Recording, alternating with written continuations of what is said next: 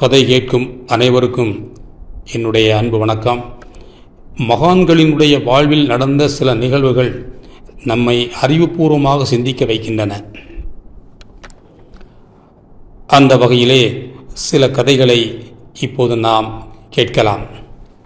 சுவாமி விவேகானந்தர் தனது ஆன்மீக சொற்பொழிவிற்காக ஒரு ஊருக்கு வந்தார். இறைவன் மீது நம்பிக்கை வைக்க வேண்டும் என்று தனது சொற்பொழிவிலே அவர் சொல்லிக்கொண்டே பேசிக்கொண்டிருந்தார்.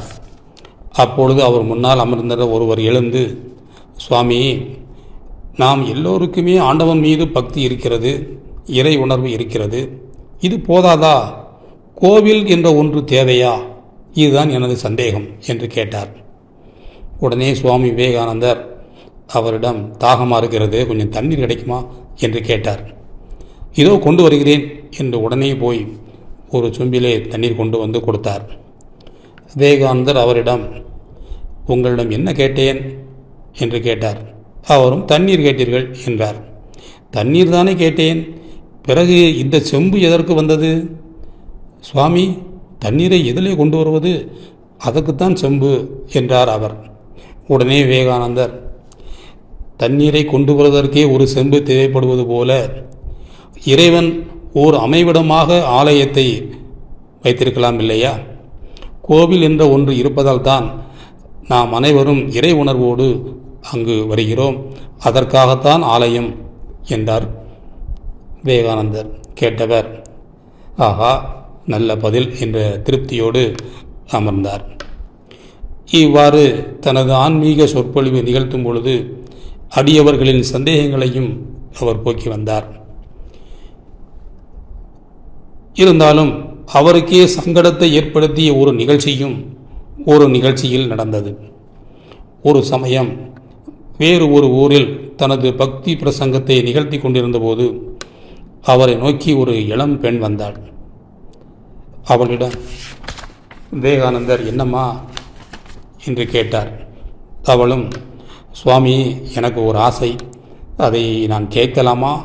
கேட்டால் நீங்கள் மறுக்கக்கூடாது என்று கேட்டாள். சுவாமியும், சரியம்மா கேள் என்றார். அவள் கேட்டாள், சுவாமி, என்னை நீங்கள் திருமணம் செய்து கொள்ள வேண்டும், இதுதான் என் ஆசை என்றாள். கூட்டத்தில் இருந்தவர்கள் திடுக்கிட்டார்கள். என்னடா இந்த பெண் இப்படி கேட்கிறாள் என்று நினைத்தார்கள். விவேகானந்தர் புன்னகை செய்து, அம்மா, நான் ஒரு பிரம்மச்சாரியாகவே இருக்க ஆக்கப்பட்டவன், ஆனால் நீ இப்படி கேட்கிறாய், எதற்காக நீ இப்படி ஆசைப்படுகிறாய்? நான் ஒரு சந்நியாசி இல்லையா என்றார்.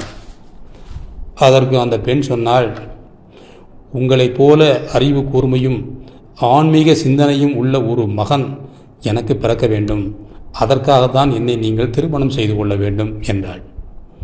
உடனே விவேகானந்தர் சொன்னார், அவ்வளவுதானே, நானே உங்களுக்கு மகனாக இருக்கிறேன், இன்று முதல் நீங்கள்தான் என் தாய், நான் உங்கள் மகன், இப்போது உங்களுக்கு திருப்தி தானே என்று சொன்னதும் அந்த பெண்ணினுடைய முகம் மலர்ந்தது. இப்படி எதிர்பாராத சில நிகழ்வுகளையும் தங்களது அறிவு திறமையால் சமாளித்தவர்கள்தான் அறிஞர்கள். அதனால்தான் அவர்கள் மகான்களாக காட்சியளிக்கிறார்கள்.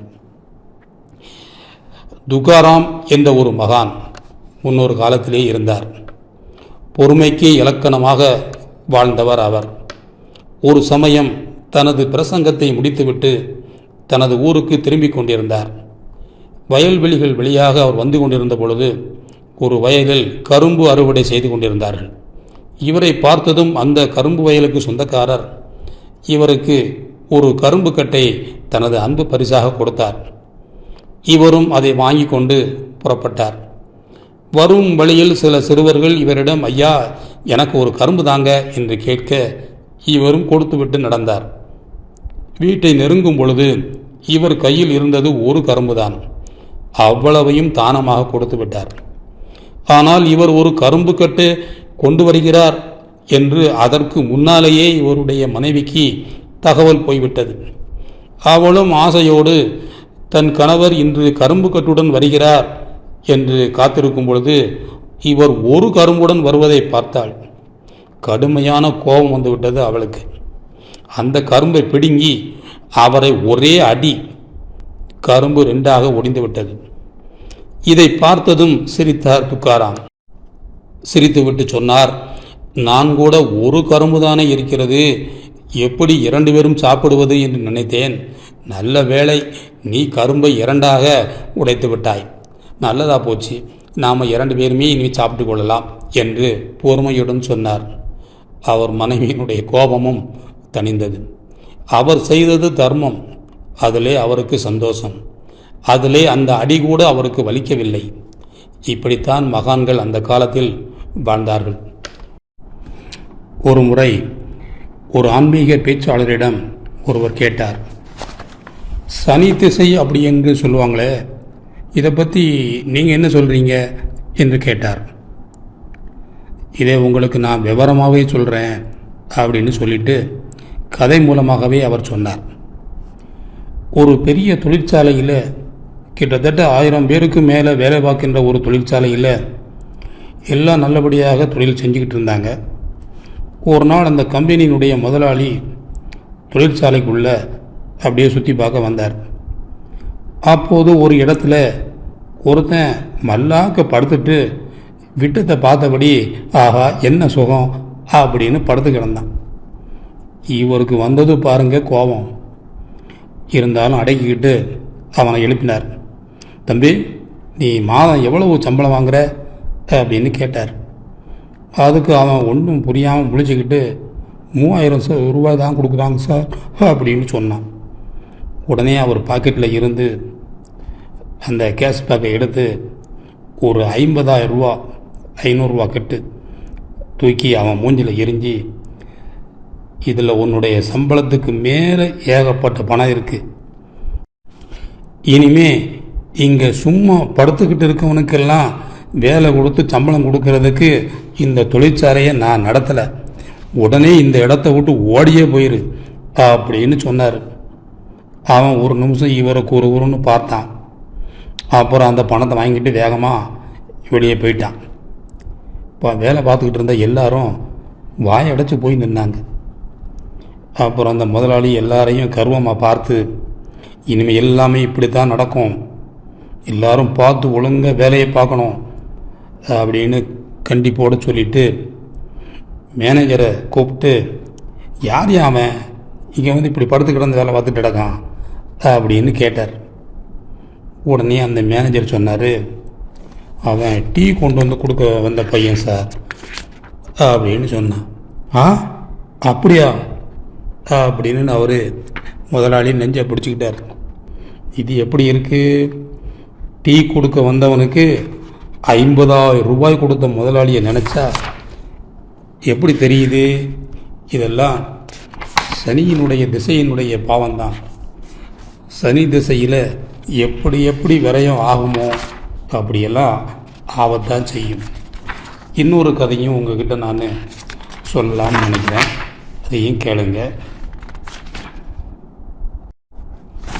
ஒரு ஊரில் ஒரு பெரிய கப்பல் வியாபாரி இருந்தார். அவரிடம் இருந்த கப்பல்களில் ஒரு பெரிய கப்பல் பழுதாகிவிட்டது. ஊரில் உள்ள பெரிய பெரிய மெக்கானிக்கெல்லாம் வந்து கூப்பிட்டு பார்த்து அந்த கப்பலினுடைய இன்ஜினை சரி செய்ய சொன்னார்.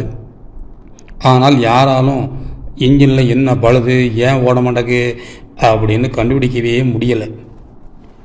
ஒரு வயதான மெக்கானிக் வந்தார்.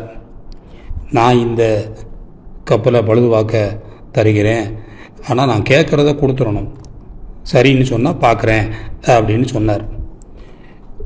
அந்த கப்பல் வியாபாரி அவரும் சரி என்று சொல்லி ஏற்றுக்கிட்டார். மெக்கானிக் பெரிய ஒரு பையில் பழுது பார்க்கக்கூடிய பொருளெல்லாம் வச்சுக்கிட்டு இருந்தார். இதையெல்லாம் பார்த்த உடனே கப்பல் வியாபாரிக்கு இவர் மேலே ஒரு நம்பிக்கை வந்துருச்சு. அந்த வயதான மெக்கானிக் இன்ஜினை நன்றாக 4 பக்கமும் சுற்றி வந்து பார்த்தார். பிறகு தன்னுடைய பையில் இருந்த சுத்தியை எடுத்து ஒரு இடத்துல ஓங்கி அடித்தார். அதன் பிறகு இன்ஜினை ஸ்டார்ட் பண்ணி பார்த்தார். இன்ஜின் வேலை செய்ய ஆரம்பித்து விட்டது. கப்பல் வியாபாரியிடம் அந்த மெக்கானிக் சொன்னார், நாளை என்னுடைய கடையில் வேலை பார்க்கக்கூடிய பையன்கிட்ட பில்லை கொடுத்து அனுப்புகிறேன், நீங்கள் பணத்தை கொடுத்து விட்ருங்க அப்படின்னு சொல்லிட்டு கிளம்பிட்டார்.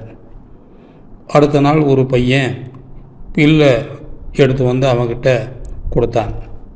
அதை பார்த்த உடனே கப்பல் வியாபாரிக்கு ஒரு பெரிய அதிர்ச்சி. ஏன்னா அந்த பில்லில் 1,00,000 ரூபாய் என்று போட்டிருந்துச்சு. உடனே அந்த பையனிடம், தம்பி, அந்த உங்கள் முதலாளிகிட்ட போய் தெளிவாக பில் போட்டு கொண்டு வாப்பா என்று சொல்லி அனுப்பி வைத்தார். அடுத்த நாள் வேறு ஒரு பில்லுடன் அந்த பையன் வந்தான். அதில் 1, சுத்தியலால் அடித்ததற்கு 5 ரூபாய். 2, எங்கு அடிக்க வேண்டும் அப்படின்னு கண்டுபிடிச்சதுக்கு 99,995 ரூபாய், ஆக மொத்தம் 1,00,000 ரூபாய் என்று எழுதியிருந்துச்சு. இதை பார்த்த உடனே அவருக்கு அதிர்ச்சி. ஒரு சுத்தியலை கொண்டு ஒரு அடி அடித்ததுக்கு 1,00,000 ரூபாயா? இப்படித்தான் திடீர்னு ஒரு செலவு வந்துச்சுன்னு சொன்னால் ஏகப்பட்டதாக வந்து சேர்ந்துடும். இதுக்கு பேர் தான் சனி திசை. உங்களுக்கு புரிஞ்சிச்சா என்று சொன்ன உடனே, ஆஹா, அருமையாக புரிஞ்சு வச்சு அப்படின்னு சொல்லிட்டு அவர் போயிட்டார். ஒரு முறை ஒரு வயதான ஆன்மீகத்தில் ஊறி போயிருந்த ஒரு பெண்மணி கேதார்நாத் யாத்திரை சென்று கொண்டிருந்தார். அந்த வயதான பெண்மணி பார்வை இல்லாத ஒரு பெண்மணி. ஒரு ஊன்றுகோல் உதவியோடு மெதுவாக ஊர்ந்து மலையேறி கொண்டிருந்தாள். சிவபெருமானை தரிசிப்பதற்காக மிகுந்த சிரத்தையோடு அந்த பெண்மணி மலையேறி கொண்டிருந்தாள். இதை பார்த்த ஒருவர் அந்த பெண்மணியிடம் கேட்டார், ஏம்மா, இந்த தள்ளாடும் வயதில் அதுவும் பார்க்கவே முடியாத நீங்கள் இவ்வளவு கஷ்டப்பட்டு சங்கடப்பட்டு மலையேற வேண்டுமா? மலையேறி ஆண்டவன் அருகே போனாலும் ஆண்டவனை எப்படிமா நீங்கள் பார்க்க முடியும்? ஏன் இப்படி என்றார். அதற்கு அந்த பெண்மணி சொன்னாள், எம்பெருமானை நான் பார்க்க முடியாவிட்டாலும் எம்பெருமான் என்னை பார்க்க முடியும் அல்லவா? அவர் பார்வை என்மேல் பட்டால் போதுமே, அதற்காகத்தான் போகின்றேன் என்றாள். இதுதான் ஆழமான பக்தி. இப்படிப்பட்ட மனிதர்கள் வாழ்ந்த உலகத்தில்தான் நாமும் வாழ்ந்து கொண்டிருக்கின்றோம். ஆழ்ந்த பக்தியோடு ஆண்டவனை வழிபடுங்கள். ஆண்டவன் அருள் கிடைக்கட்டும். இந்த கதையை கேட்ட அனைவருக்கும் ஆண்டவனுடைய அருள் நிச்சயமாக கிடைக்கும். நன்றி, வணக்கம்.